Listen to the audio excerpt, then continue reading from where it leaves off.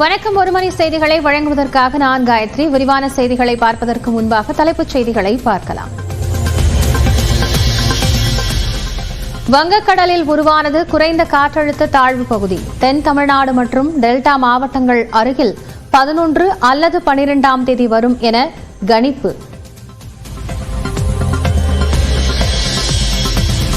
புயல் வெள்ள பாதிப்புகள் தொடர்பாக விழுப்புரம் மாவட்டத்தில் மத்திய குழு ஆய்வு. ஆட்சியர் மற்றும் அதிகாரிகளிடம் விவரம் கேட்டறிந்தனர்.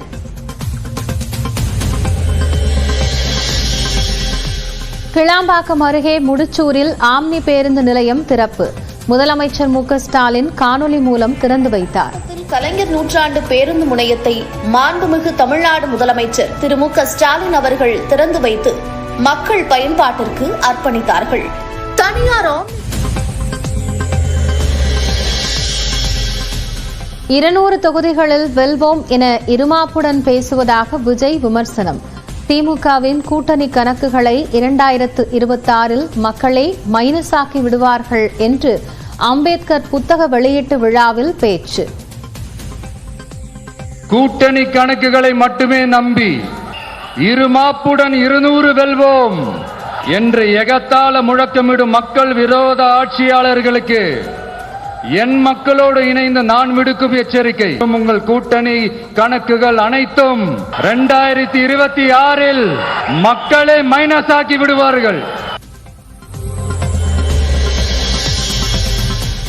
களத்துக்கே வராதவர்கள் திமுகவை விமர்சிப்பதாக நடிகர் விஜயை மறைமுகமாக தாக்கிய அமைச்சர் சேகர் பாபு.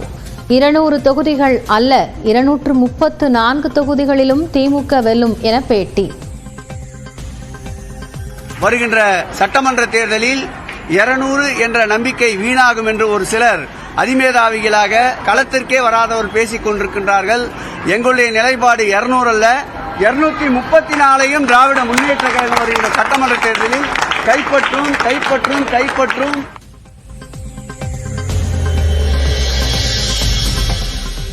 அம்பேத்கர் புத்தக விழாவில் பங்கேற்க முடியாத அளவிற்கு விசிக தலைவர் திருமாவளவனுக்கு கூட்டணி பிரஷர் என நடிகர் விஜய் குற்றச்சாட்டு.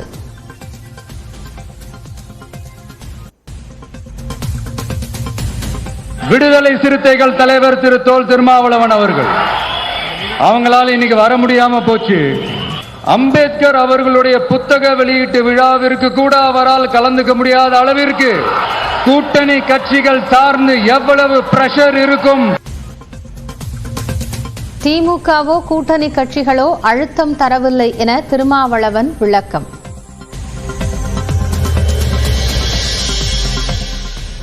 பிறப்பால் முதல்வரை உருவாக்கும் மன்னராட்சியை ஒழிக்க வேண்டும் என விசிக துணை பொதுச் செயலாளர் ஆதவ் அர்ஜுனா பேச்சு. 2026க்கான தேர்தலுக்கான பணிகள் மன்னர் ஆட்சியை ஒழிக்க வேண்டும்.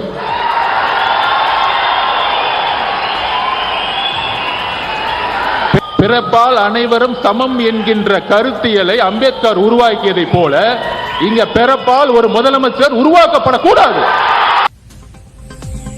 விளக்கம் கேட்டு நோட்டீஸ் அனுப்பப்படும் என நியூஸ் 18 தமிழ்நாடுக்கு திருமாவளவன் பேட்டி. மக்களால் தேர்ந்தெடுக்கப்பட்ட ஒரு அரசு இங்கே இயங்கிக் கொண்டிருக்கிறது. அந்த அரசின் மீது வெவ்வேறு விமர்சனங்கள் இருக்கலாம். ஆனால் அதை மன்னராட்சி முறை என்று விமர்சிப்பது ஏற்புடையதல்ல.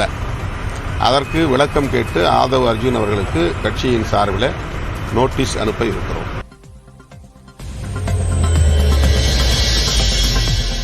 புதிதாக அரசியலுக்கு வருபவர்கள் திமுகவை ஒழிப்பேன் என கூறுவதை பற்றி கவலைப்பட தேவையில்லை. நடிகர் விஜயை மறைமுகமாக சாடிய பள்ளிக்கல்வித்துறை அமைச்சர் அன்பில் மகேஷ். திமுக பொறுப்புல இருக்கிறது மட்டும் இல்ல, திமுக உடன்பிறப்புன்னு சொல்றதே பெருமைதான் நம்ம ஆளுங்களுக்கு. அதனாலதான் இன்னைக்கு ஒவ்வொருத்தரும் புதுசு புதுசா வரவங்க நம்ம அழிப்பேன் ஒழிப்பேன்னு சொல்லுங்க. அதை பத்தி நம்ம கவலைப்பட தேவையில்லை. முல்லை பெரியாறு அணையில் பராமரிப்பு பணிகளை அனுமதிக்காத கேரள அரசுக்கு அதிமுக பொதுச் செயலாளர் எடப்பாடி பழனிசாமி கண்டனம். பராமரிப்பு பணிகளை உடனடியாக தொடங்க திமுக அரசுக்கு வேண்டுகோள்.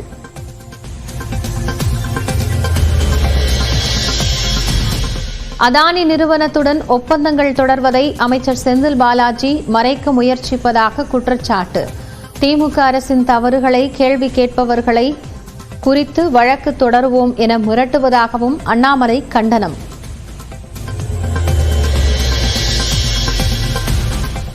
புரட்சியாளர் அம்பேத்கர் வாழ்க்கை வரலாறு நூல் வெளியீட்டு விழா சென்னை அசோக் நகரில் விசிக அலுவலகத்தில் நடைபெறும் விழாவில் திருமாவளவன் பங்கேற்பு.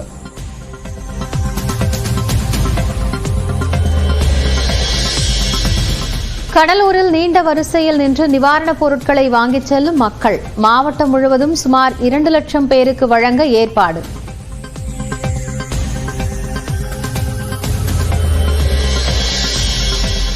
சபரிமலையில் ஜனவரி 17ஆம் தேதி வரை ஆன்லைன் முன்பதிவு முடிந்தது.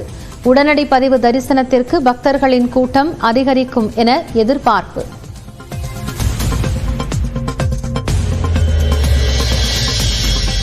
புதிதாக 1,50,000 பேருக்கு ரேஷன் அட்டைகள். 1,28,000 பேரின் விண்ணப்பங்கள் நிராகரிக்கப்பட்டதாகவும் உணவுப் பொருள் வழங்கல் துறை தகவல். புதுச்சேரி கடலூர் இடையே 4 நாட்களுக்கு பின் போக்குவரத்து. வெள்ளத்தால் பாதிக்கப்பட்ட இடையார்பாளையத்தின் பாலம் சீரமைப்பு.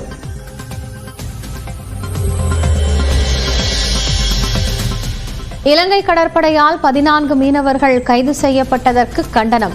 ராமேஸ்வரம் மீனவர்கள் வேலை நிறுத்தம்.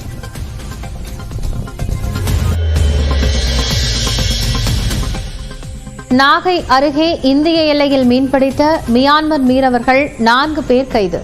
துப்பாக்கி ஏந்திய போலீஸ் பாதுகாப்புடன் அழைத்து வரப்பட்டனர்.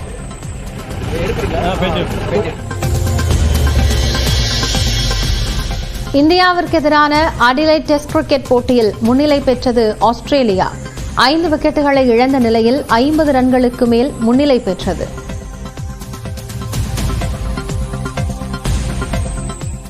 மத்திய தெற்கு வங்கக்கடலில் குறைந்த காற்றழுத்த தாழ்வு பகுதி உருவானதாக வானிலை ஆய்வு மையம் தெரிவித்துள்ளது.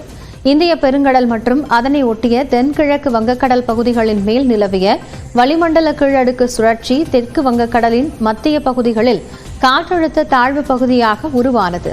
இது மேற்கு வடமேற்கு திசையில் நகர்ந்து அடுத்த 24 மணி நேரத்தில் ஆழ்ந்த காற்றழுத்த தாழ்வு பகுதியாக வலுவடையும் என வானிலை மையம் தெரிவித்துள்ளது.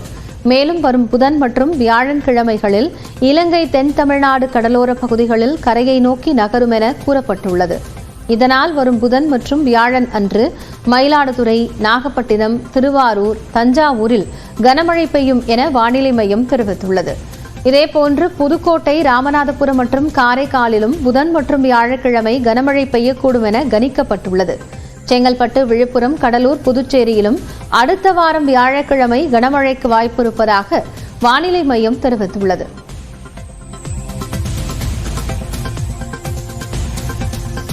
சென்னை முடிச்சூரில் 42 கோடியே 70 லட்சம் ரூபாய் செலவில் கட்டப்பட்ட ஆம்னி பேருந்துகளுக்கான நிறுத்தும் இடத்தை முதலமைச்சர் மு க ஸ்டாலின் காணொலி மூலம் திறந்து வைத்தார்.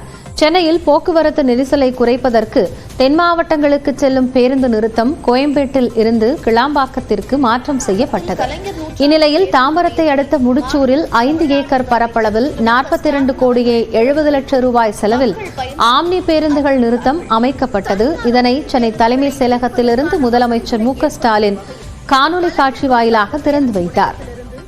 7 கிலோமீட்டர் கலைஞர் நூற்றாண்டு பேருந்து முனையத்திலிருந்து 7 கிலோமீட்டர் தொலைவில் உள்ள முடிச்சூரில் 5 ஏக்கர் நிலப்பரப்பில் 42.70 கோடி ரூபாய் செலவில் ஆம்னி பேருந்துகளுக்கான பேருந்து நிறுத்துமிடம் அமைக்கப்பட்டுள்ளது. ஒரே நேரத்தில் 150 பேருந்துகள் நிறுத்துகின்ற வகையில் இந்த ஆம்னி பேருந்து நிறுத்துமிடம் ஏற்பட்டுள்ளது. ஆம்னி பேருந்து ஓட்டுநர்கள் மற்றும் ஆம்னி பேருந்து உரிமையாளர்களுக்கு மிகப்பெரிய அளவில் இந்த பேருந்து நிலைய நிறுத்தமானது பயன்படும் வகையில் அமைக்கப்பட்டுள்ளது.